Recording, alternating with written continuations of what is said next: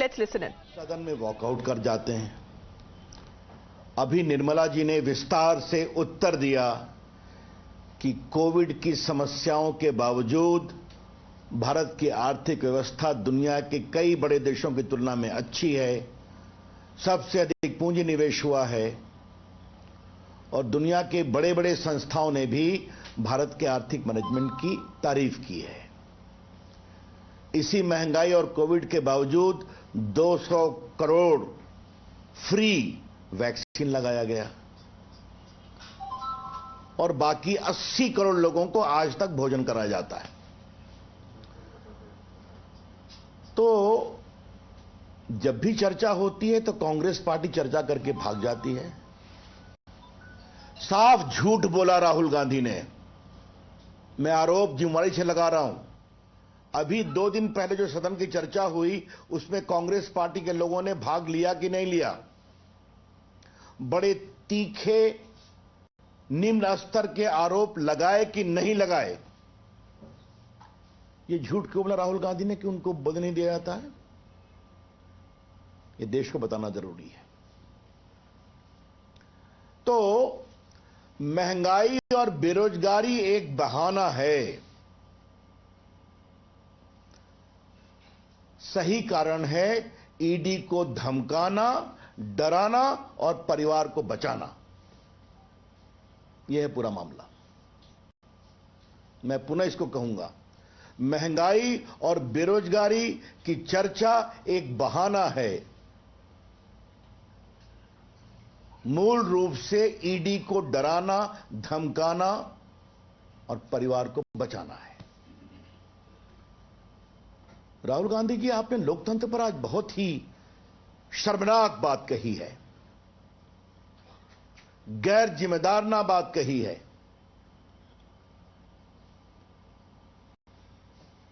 राहुल गांधी को हम क्या कहें? उनकी दादी जी ने देश में इमरजेंसी लगाई थी। आज मीडिया पर भी बहुत हमला किया उन्होंने। इमरजेंसी में बड़े बड़े संपादकों को जेल में बंद किया गया था, सेंसर लगाया गया था। और राहुल गांधी, याद करिए, आपकी दादी जी ने कमिटेड जुडिशरी की बात की थी। कुछ याद है आपको?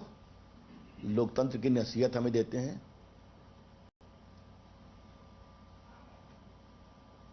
पहले राहुल गांधी, आप एक सवाल का जवाब दीजिए, आपकी पार्टी में लोकतंत्र है क्या? I repeat, mister Rahul Gandhi, please reply to the straight question, do you practice democracy within your party? आपकी पार्टी में अच्छे नेता हैं, हम भी जानते हैं, लेकिन बस सोनिया जी, राहुल जी और प्रियंका जी, यही तो 3 कहानी है। आपकी अगुवाई में कांग्रेस पार्टी बार बार हारती है। कांग्रेस पार्टी को अगर जनता वोट नहीं देती है तो कृपया करके लोकतंत्र पर क्यों आप ठीकरा फोड़ते हैं Rahul Gandhi? Why you blame democracy when the people of India reject you with repeated regularity? अब इसके लिए हम कहां से जिम्मेवार है भाई? 19 के चुनाव में आपने हमारे लोकप्रिय प्रधानमंत्री पर क्या क्या नहीं कहा, जिन शब्दों को हम कह नहीं सकते। चौकीदार को लेकर उन्होंने क्या क्या शब्द नहीं कहा। देश ने रिजेक्ट कर दिया, आपको और कस के हरा दिया, हमें और बहुमत दे दिया। आपकी बहन गई उत्तर प्रदेश में, लड़की हूं, लड़ सकती हूं का नारा लेकर के, तो जनता ने आपको 1 सीट नहीं दिया। आप बंगाल गए, वहां आप साफ हो गए। तो राहुल जी, अगर आपकी बात जनता सुनती नहीं है तो आप हमें क्यों ब्लेम कर रहे हैं? ये खींच करना बंद करिए। सही सवाल यह है कि कांग्रेस का लोकतंत्र भ्रष्टाचार तंत्र था। Democracy under Congress party had become an epitome of corruption.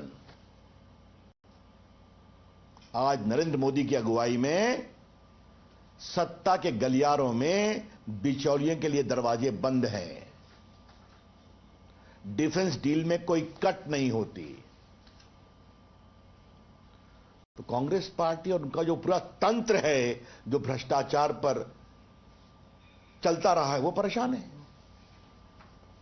और उसकी व्यथा राहुल गांधी की बातचीत में दिखाई पड़ती है। आज राहुल गांधी ने कहा मैं सत्य बोलता हूं, बहुत कस के कहा उन्होंने। तो राहुल गांधी अगर आप इतना सत्य बोलते हैं तो एक बार देश को बता दीजिए आप बेल पर क्यों हैं। I repeat, if Rahul Gandhi was proudly claiming that he speaks truth and only truth, that Mr. Rahul Gandhi, please tell the nation, why are you on bail? And in what offense are you on bail? आज देश को बताना जरूरी है ये पूरा national Herald का मामला क्या है। ये पूरा केस हमारी सरकार के आने के पहले फाइल है, और हमारी सरकार के आने के पहले इस पर मजिस्ट्रेट के यहां कंप्लेंट हुआ, और कंप्लेंट होने के बाद उन्होंने कॉग्निजेंस लिया, और कॉग्निजेंस लेकर करके क्या आरोप लगा, 420 धोखाधड़ी, 120B षड्यंत्र, बाकी भी लगे। And the court found that this appears to be a clear case of cheating and conspiracy to grab public property. आज मैं देश को बताना चाहता हूं क्योंकि राहुल गांधी झूठ बोले, इस सच्चाई को नहीं बताए कि क्यों बेल पर हैं। नेशनल हेराल्ड एक पुराना अखबार था आजादी के आंदोलन का, नेहरू जी के समय का था, नहीं चल पाया। 80 करोड़ से ऊपर की देनदारी थी। 2010 में एसोसिएटेड जर्नल जो अखबार निकालता था उसने इस पूरे को यंग इंडिया को शेयर दे दिया। सिर्फ 5 लाख रुपए जमा किए गए थे, याद करिए, जिसमें ये यंग इंडिया बनी थी। यंग इंडिया के डायरेक्टर्स कौन थे? सोनिया जी 38%, राहुल गांधी 38%, और बाकी मोतीलाल जी और ऑस्कर फर्नांडिस जो अब नहीं रहे दुनिया में। इन्होंने मात्र 50 लाख रुपया दिया कांग्रेस पार्टी को, नेशनल हेराल्ड को, और कांग्रेस पार्टी ने 80 करोड़ का लोन माफ कर दिया। वो 50 लाख रुपए भी मीडिया में चर्चा है, हवाला से आए। तो अर्थात मात्र 5 लाख रुपए लगाकर 5,000 करोड़ की नेशनल हेराल्ड की संपत्ति दिल्ली में, मुंबई में, लखनऊ में, पटना में, मोहाली में, सब इस फैमिली कंट्रोल ट्रस्ट में आ गई। यही तो कहानी है। क्या सच्चाई नहीं कि राहुल गांधी और सोनिया जी दिल्ली हाईकोर्ट में क्वॉशिंग के लिए गए, वहां रिजेक्ट हो गया, सुप्रीम कोर्ट गए, वहां रिजेक्ट हो गया, तो बेल लेना पड़ा। बाद में इनकम टैक्स की कार्रवाई हुई, उसमें भी वो हारे, ट्राइब्यूनल में गए, उसमें भी हारे, टैक्स लगा। तो राहुल गांधी जी, अगर कोर्ट आपको बेल नहीं देती है, अगर आपका कंप्लेन भ्रष्टाचार का क्वॉश नहीं होता है, तो आप इंस्टीट्यूशन को ब्लेम करेंगे? क्या मतलब है इसका? भारत की न्यायपालिका आजाद है, भारत की जुडिशरी की चर्चा दुनिया में होती है, और आपने बार बार कहा ऑल इंस्टीट्यूशंस। इलेक्शन कमीशन देश का चुनाव कराता है, आज सब कुछ इलेक्ट्रॉनिक है, ईवीएम से है, आपको वोट नहीं मिलता, आप हार जाते हैं, तो आप इंस्टीट्यूशन को ब्लेम करेंगे? आप संसद चलने देते नहीं हैं सिर्फ अपने परिवार को बचाने के लिए, और आप इंस्टीट्यूशन को ब्लेम करेंगे?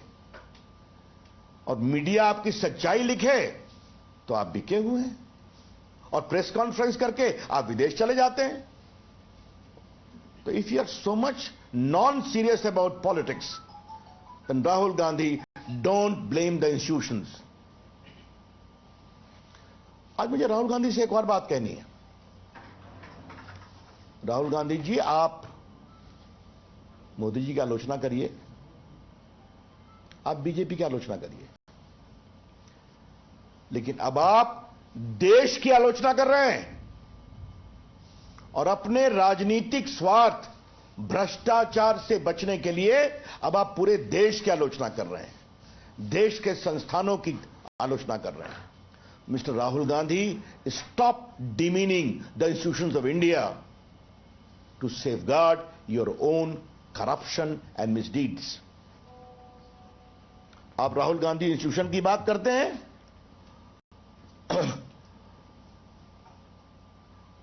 आप मुझे ये बताइए, अभी कोविड हुआ था, पूरा देश एक था लड़ाई में, आपने कितना मजाक उड़ाया कोविड के खिलाफ लड़ाई का। देश के साइंटिस्ट ने वैक्सीन बनाया, ये वैक्सीन भारतीयों को भी मिली और दुनिया के 80 से अधिक देशों में गई, आपने उसका भी मजाक बनाया। देश को जगाने के लिए यह कहा गया कि हम लोग सब लोग बताएं, वैक्सीन लें और अपनी फोटो अपलोड करें ताकि देश की जनता को प्रेरणा मिले। आपने और आपके नेताओं ने कभी किया क्या? यह है आपका संस्थाओं का सम्मान, राहुल गांधी। और आपकी प्रेस कॉन्फ्रेंस बहुत रोचक दिन हुई है राहुल गांधी। एक बात मैं कहना चाहूंगा, आज है 5 अगस्त, आज के दिन धारा 370 समाप्त करने का ऐतिहासिक निर्णय हुआ था। आज जम्मू कश्मीर में तिरंगा लहरा रहा है, लोग जय जयकार कर रहे हैं, और आप तिरंगे का अपमान। और उनके साथ जो बैठे हुए थे माननीय मुख्यमंत्री जी, वो हिटलर को कोट कर रहे थे। हिटलर को कितना पढ़ा है याद करिए। अगर तानाशाही इस देश ने देखी है तो कांग्रेस के राज में देखी है। इमरजेंसी के समय जब जजेस सुपरसीड हुए, जब नेताओं को मीसा में बंद किया गया, जब लोकनायक जयप्रकाश ऐसे महान नेता, किडनी खराब थी, उनको भी जेल में बंद किया गया, संपादक गिरफ्तार हुए, कमिटेड जुडिशरी की बात की गई। तो राहुल गांधी कृपया करके ये सब ज्ञान न दें। एक बात हमें और कहनी है, आपने व्यापार तो बहुत सुना होगा, लेकिन हम देश की ओर से जरूर सवाल उठाना चाहेंगे कि मात्र 5 लाख की कंपनी बनाकर 5,000 करोड़ की संपत्ति कैसे आती है, वो भी दिल्ली में, मुंबई में। ये सब सरकारी जमीन पर बड़ी बड़ी बिल्डिंग बनी, आज सब उनके कंट्रोल में है। ईडी के अंदर वो क्या बोल रहे हैं, नहीं बोल रहे हैं, उस पर मुझे कुछ नहीं कहना है, लेकिन आज मुझे बहुत गर्व से कहना है कि नरेंद्र मोदी जी की सरकार ने भ्रष्टाचार के खिलाफ बहुत प्रामाणिक काम किया है। गरीबों के लिए डायरेक्ट बेनिफिट ट्रांसफर, लाखों करोड़ रुपए उनके अकाउंट में पहुंच रहे हैं कि नहीं पहुंच रहे हैं, बिचौलिए साफ हैं। सरकारी ठेके में, डिफेंस की खरीदगी में, आपूर्ति में बिचौलियों के रास्ते बंद हैं, और जितने बिचौलिए आ रहे हैं सबके संबंध कहां है, ये बार बार सामने में आ रही है।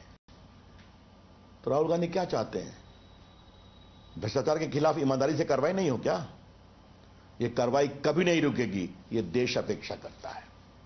आज यह सच्चाई नहीं है कि हजारों करोड़ रुपए की संपत्ति ईडी ने जब्त की है। आप ही लोग तो लिखते हैं मीडिया में। क्या सच्चाई नहीं? कलकत्ता में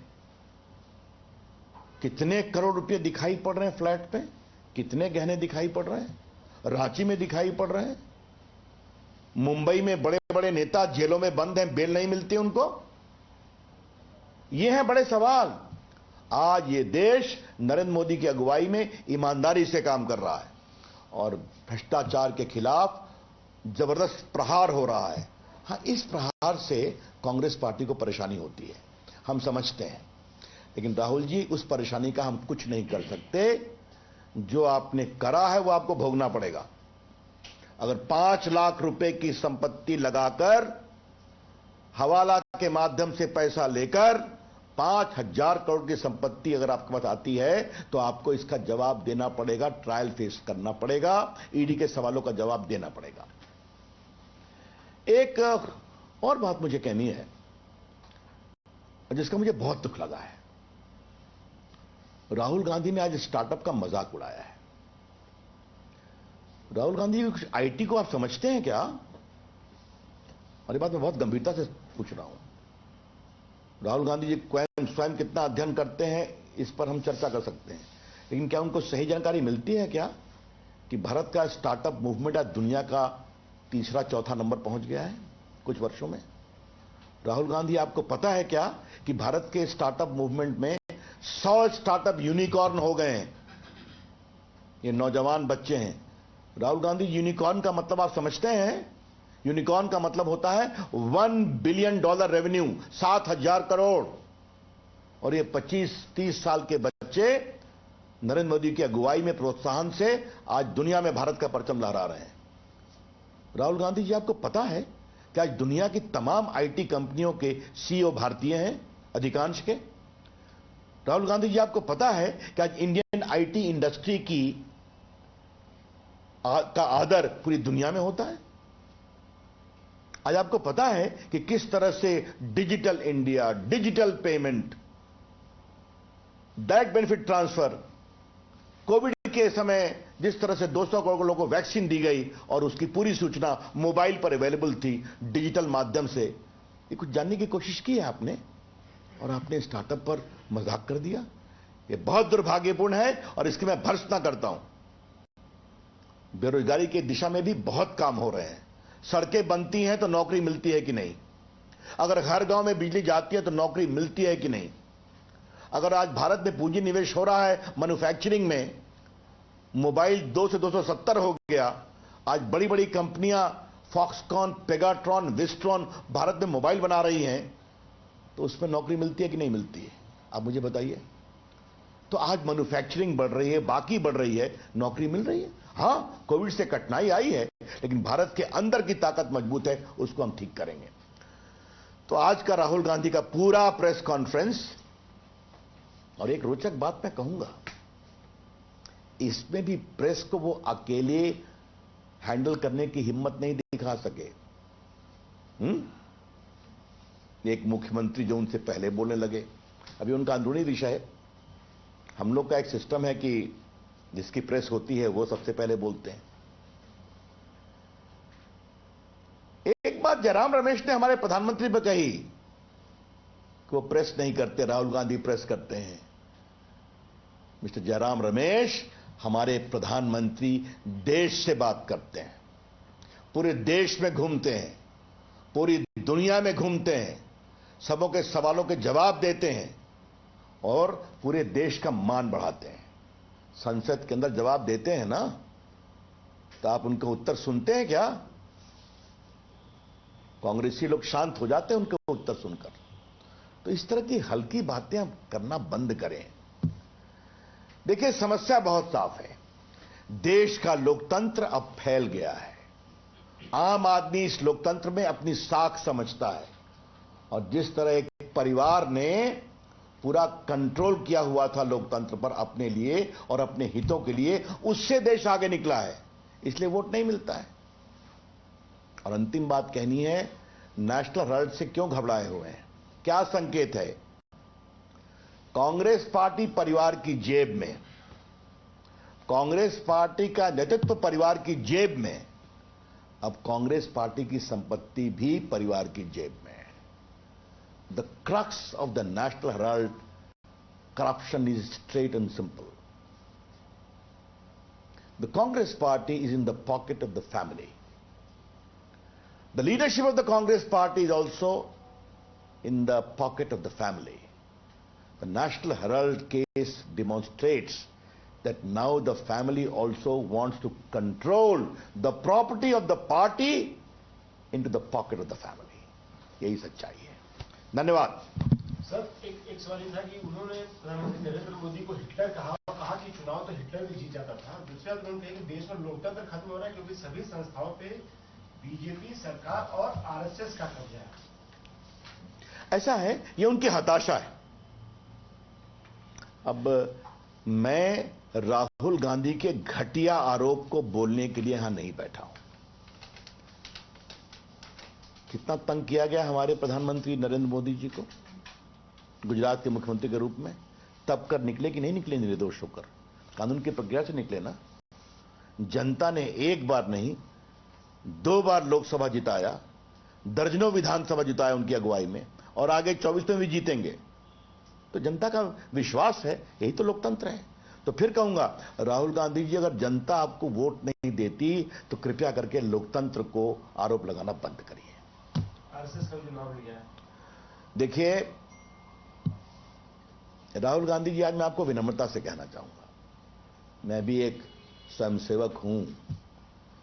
आपके परनाना जी, परदादा जी, क्षमा करें, नेहरू जी, और आपकी दादी इंदिरा जी, इन्होंने संघ को बहुत आरोप लगाया था, बहुत आलोचना की थी।